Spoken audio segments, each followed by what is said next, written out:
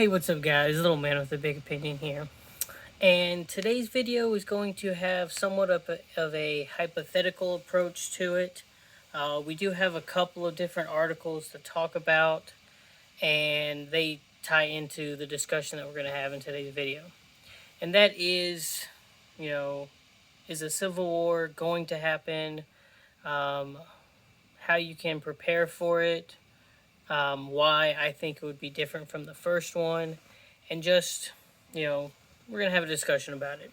So if you like what you're hearing, feel free to like the video at any point. If you have a friend or family member that should probably hear about what we're talking about in today's video, then share the video with them. But let's get into it. New Hampshire, one of their reps has filed some bills to secede from the United States. His argument is that they don't have state taxes, but they do pay federal taxes, but they can pay for everything that they need on their own. They feel like they are, being underrepresented, and it could gain traction, could not, but it's the newest um, state rep to file bills like this. Texas has been doing it for several years now. Certain counties in Oregon want to go to Idaho. A couple of counties in Colorado want to, I think it's Utah. Um, Northern California wants to break off and become its own state. And so there's all this different talk of, seceding to one level or another. But for the most part, it's people that feel like they are not being represented fairly. And it's just one piece of this giant puzzle. Every state has their own list of things that they consider issues. I've talked about, California, Arizona, Nevada running into water issues in the future with the Hoover Dam. Texas, Arizona, California all have a illegal migrant issue, and it only seems like the red states are dealing with it.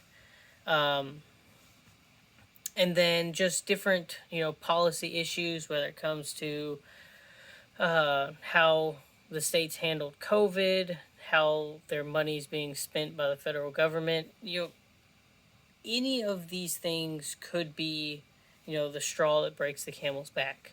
And while I'm not advocating, for these pressures to turn into, a civil conflict, it is a possibility.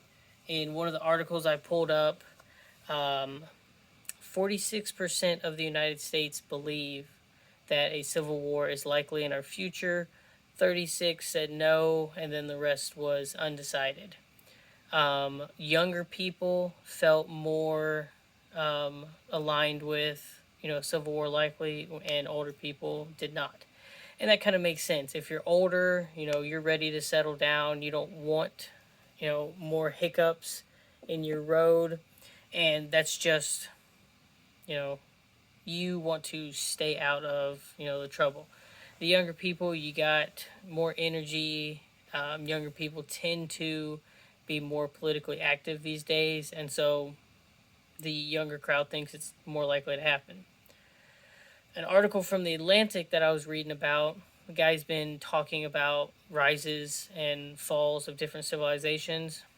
And in his latest bit, it came out October 13th. So it was last year's article on it. But he's been doing this paper, periodically for several years. And in it, he, thinks it's likely, we're following similar paths that the Roman Empire did. And he says if a conflict were to erupt, then the right would win said conflict. I don't care if you're on the right or the left. War on any small or large scale is probably going to put a pretty big damper on your everyday lives. And this is where we start getting into the hypothetical. If we want to look at the first Civil War in the United States, it was pretty cut and dry on state lines. During that time, states' rights were a big issue. We had a big moral issue with slavery.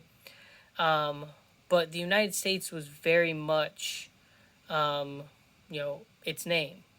States that ran as small nations that came together for bigger problems. But for the most part, they handled their issues on their own. Their governors did a lot more work, you know, between governors of different states than they do these days. These days, a lot of that is handled by um, representatives and that sort of thing. If something were to happen now, it wouldn't be as simple as Texas is fighting Oklahoma and Oklahoma and Arkansas are fighting Texas. Um, Something like 55-60% of Texas votes red, but the other 40% votes blue. So there would be a conflict, at the state level. Even within your own cities, Austin votes like 85%. I think it's 85, might be 75% blue, but it's an extremely blue area, but it does have, red factors. And this is thinking of this just from a political standpoint. Um, Although most of the issues today tend to, align on, left, right, or center. My philosophy on it is very much, pulling a Mel Gibson in The Patriot. If, I would strongly prefer, you know, conflict not escalating to that level. If it does escalate to that level, I think I would be better off taking care of myself, my family, my household. Um, and there will be a lot of people in that same boat. They would sit it out. There would be a lot of people that would want to, fight, protect what's theirs. It could get as large as, having city states, having county states, and then, you know, that's just dealing with inside the United States. Your other factors are your law enforcement.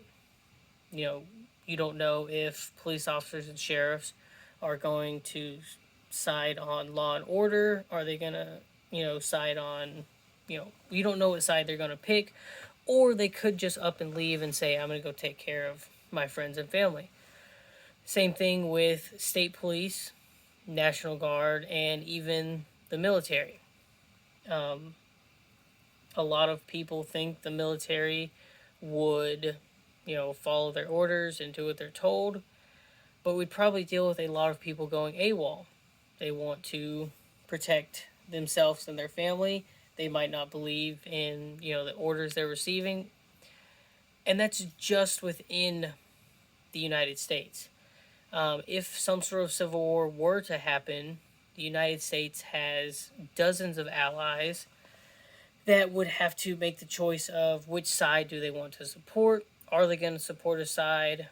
And then the United States has dozens of adversaries that could look at the situation and say, well, they were pretty scary being one cohesive unit, and now they're broken up into, at least two factions, but could be anywhere from dozens to hundreds of factions. Um, Even thinking of this, from, I'm going to use the example of The Walking Dead. You have Rick and his group. Um, you've got the people in Alexandria. You've got Negan's group. Then you have, remnants of the military. You've got that, group of, Hispanic guys that were taking care of the elderly people. Um, you've got someone like Herschel. It's him, his family, the guy that worked on his farm. They were sitting in their own little, bubble of safety. And that's just within the state of Georgia.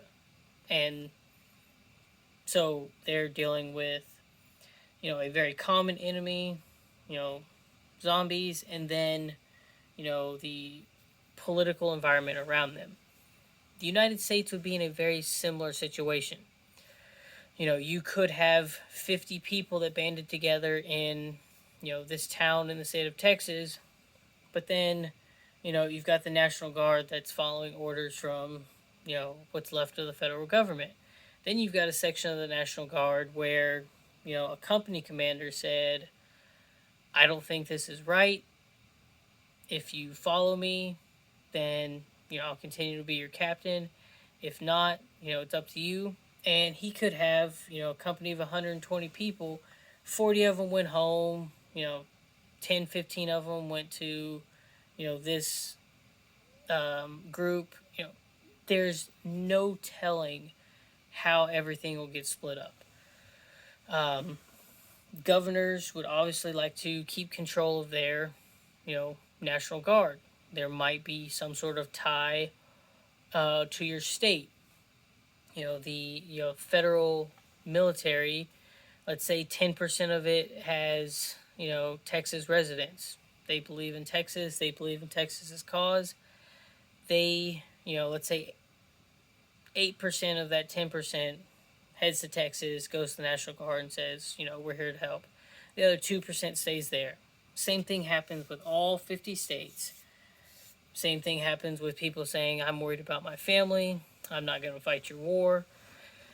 And then you've got the people that, as long as their paycheck, their electricity, their food supply wasn't disrupted, they'd probably keep going to their job at Walmart as a grocery stocker.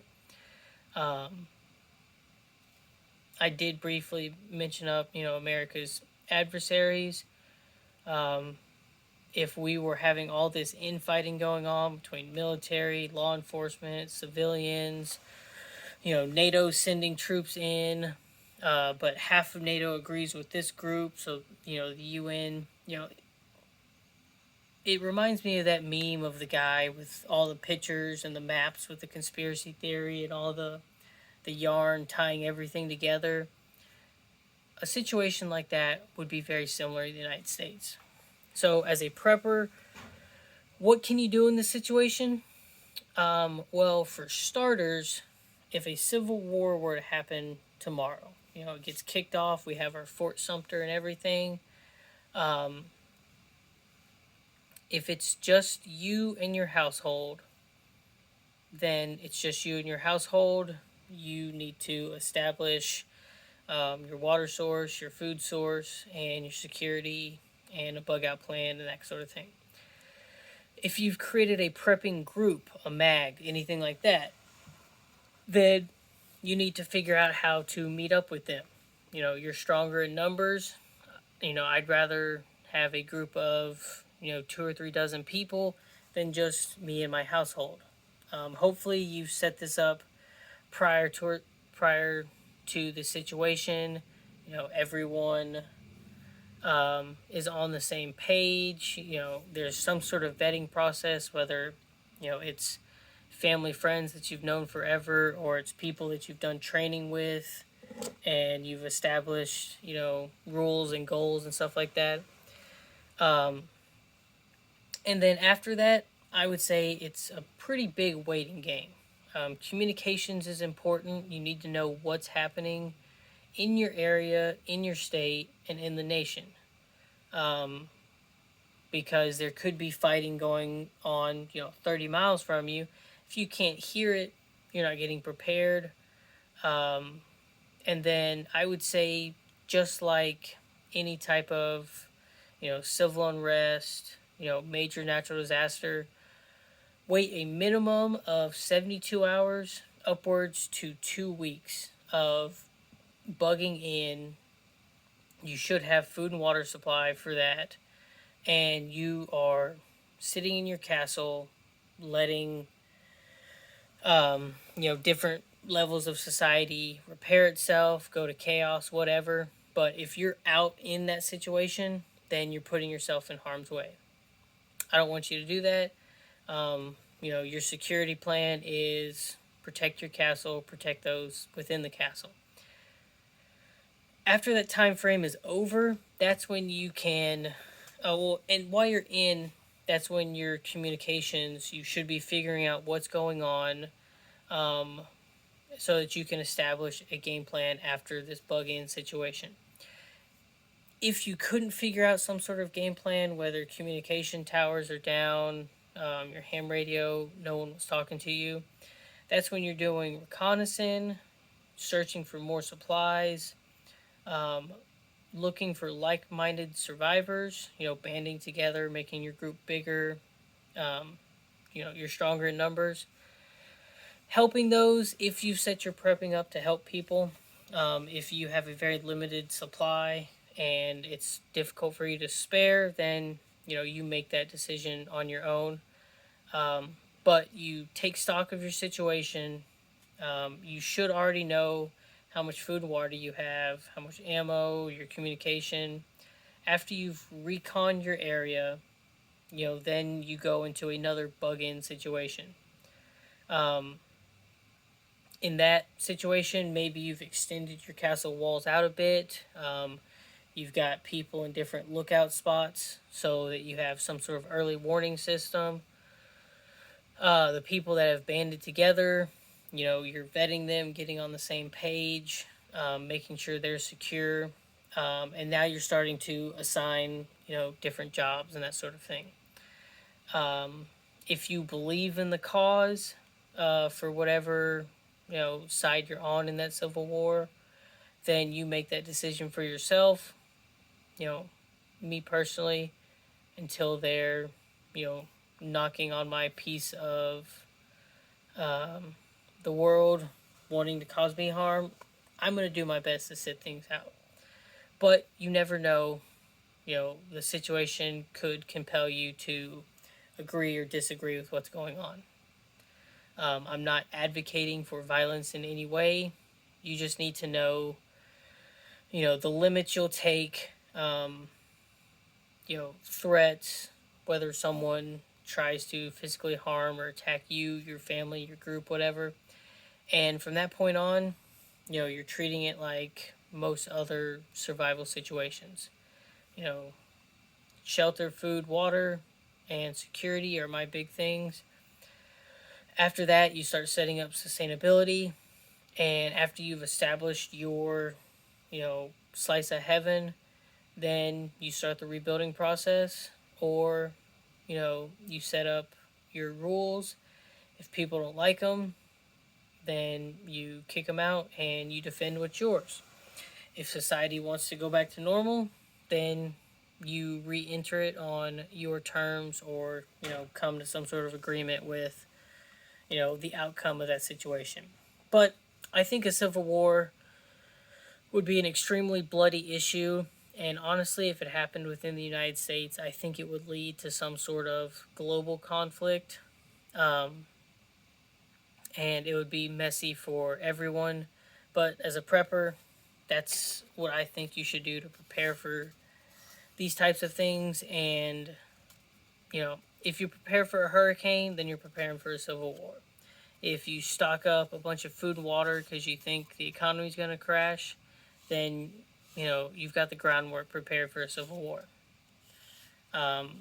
Most things you prepare for, you stack and store to the rafters, the exact same things. In this situation, having more firepower could be a better alternative versus having a lot of firepower for a hurricane. But that's just my opinion. And with that, leave in the comment section down below, what your plan is, what you're doing to deal with this type of thing. And with that, I'll catch you in the next one, and peace.